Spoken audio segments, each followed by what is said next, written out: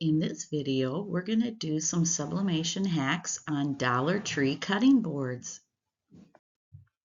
I went to a local Dollar Tree to get these square glass cutting boards, and they never had them when I went. So I actually went on dollartree.com and I ordered a case of 24, and they do free delivery right to the store. So that was really nice. So what we're going to do today is we're going to be doing 3 different comparisons, and the comparisons are going to be doing sublimation on Cricut permanent vinyl. We're going to be using Sublimation Glossy HTV, which is heat transfer vinyl, and we're going to be using a thermal lamination pouch. And again, this is all done with sublimation today. So now I trimmed these down, the Cricut permanent vinyl and the HTV sublimation vinyl. I cut them down to about 9-inch square because I want them to overlap on my cutting boards.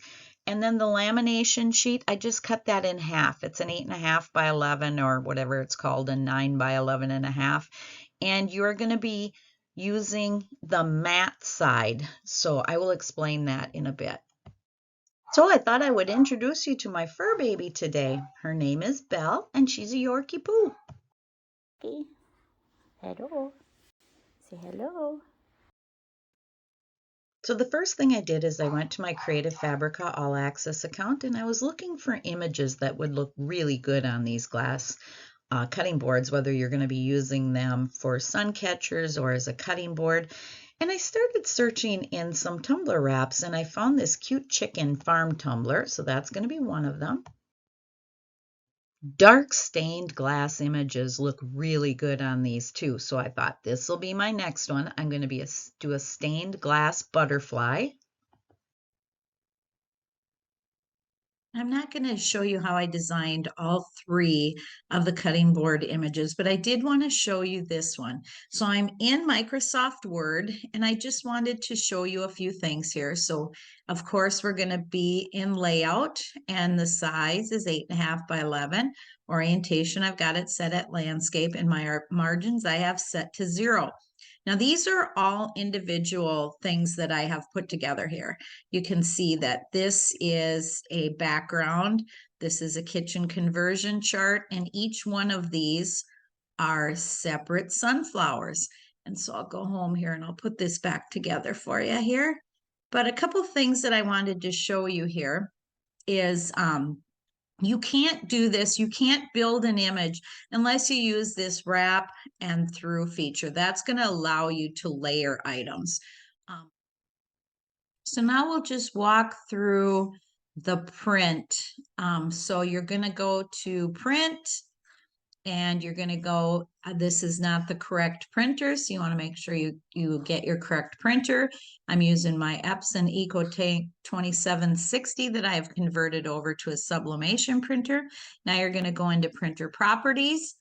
And you're going to want to make sure you have premium presentation paper matte and you want to have high quality on.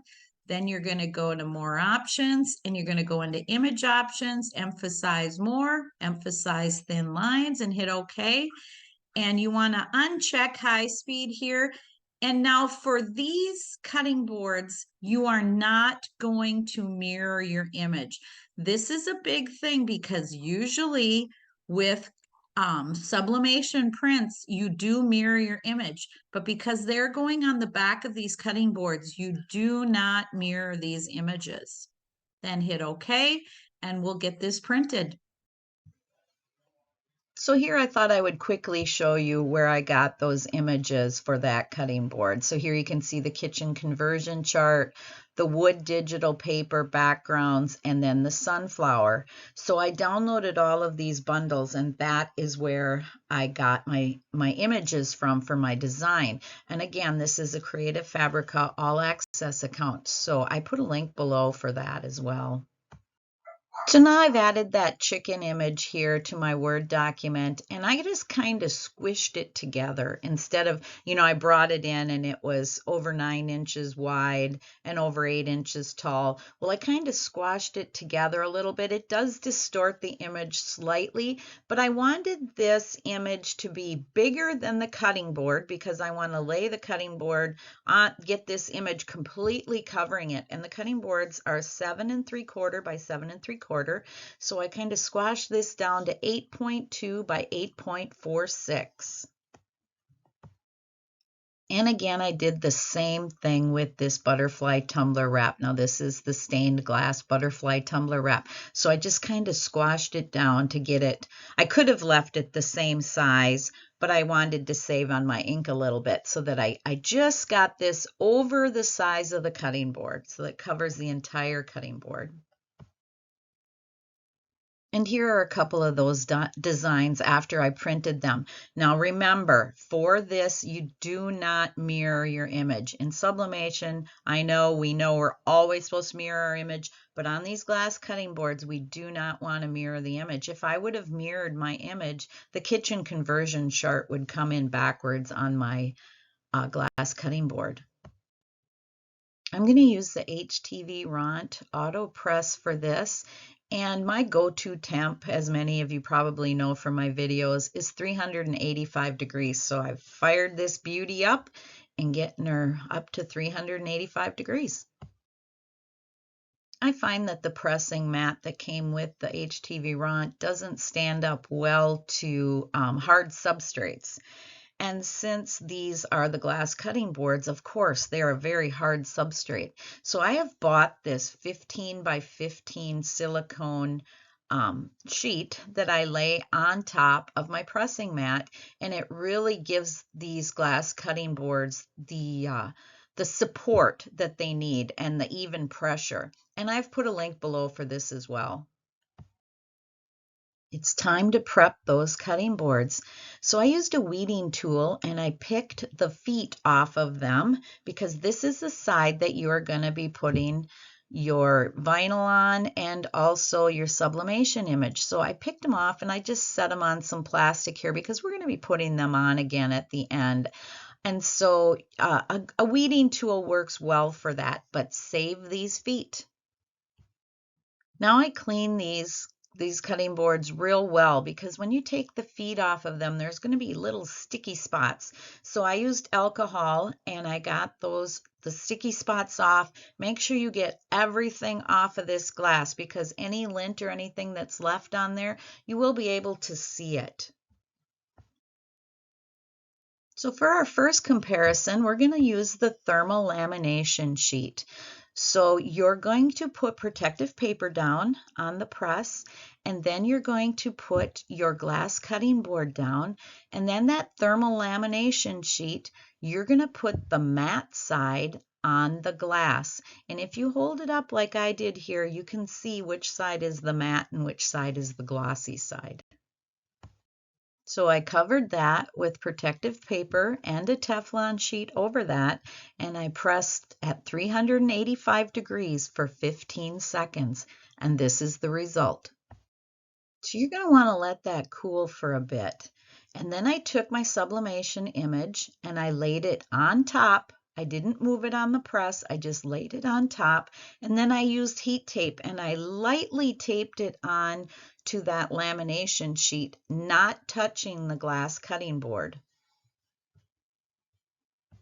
So I covered that with protective paper and a Teflon sheet, and I pressed that at 385 degrees for 2 minutes, 120 seconds. Then I opened the press and I rotated it and I pressed for an additional 30 seconds at 385 degrees. I always sneak a peek to make sure everything is good before I remove my sublimation image, and it looks great. Now you're going to want to set this off to the side and let it cool completely. Be sure to use protective heat-resistant gloves or a hot pad because these are extremely hot.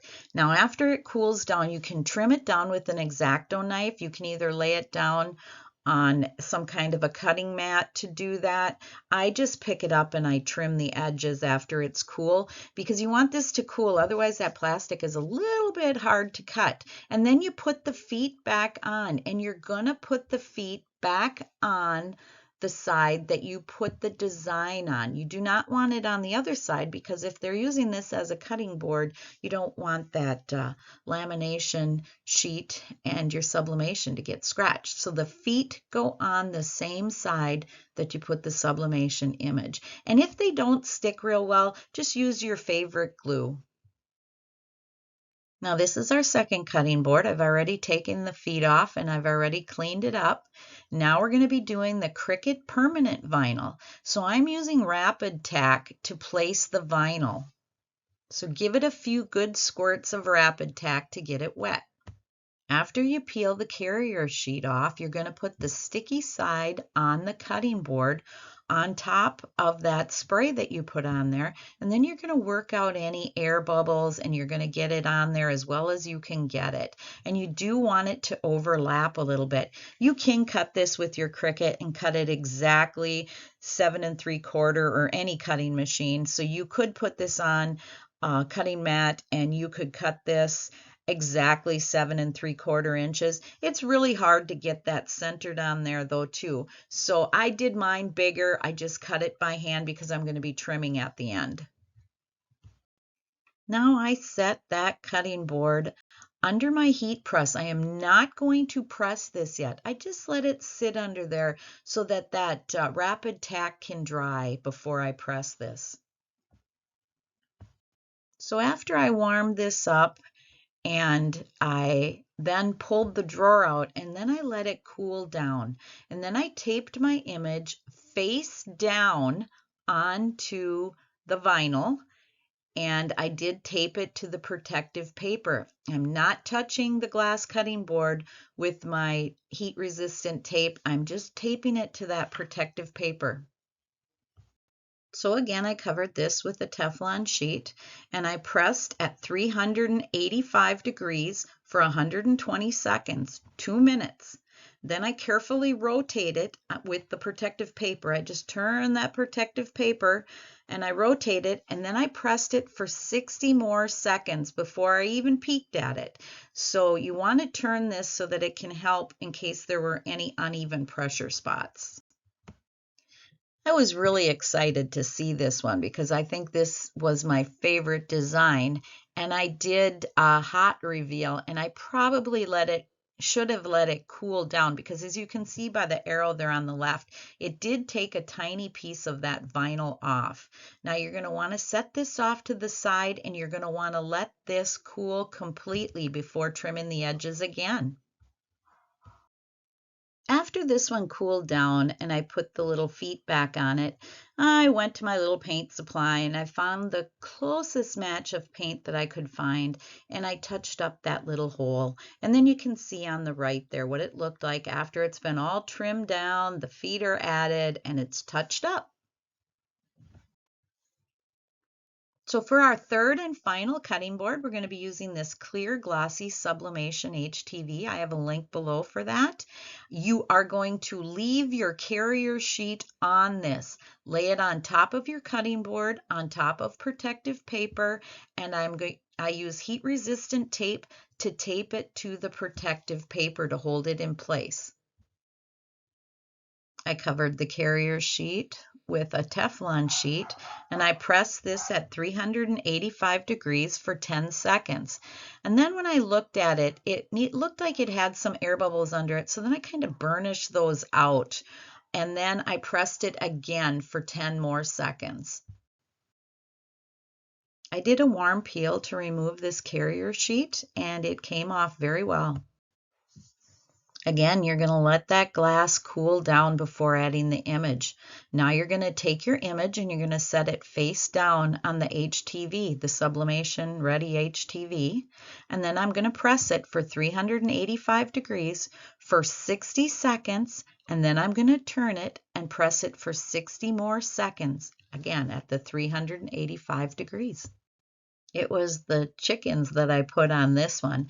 Now you're going to want to let this cool completely again before trimming. So set it off to the side and let it cool completely because you want this vinyl to get hard before trimming it with the Exacto knife, as hard as it can anyway.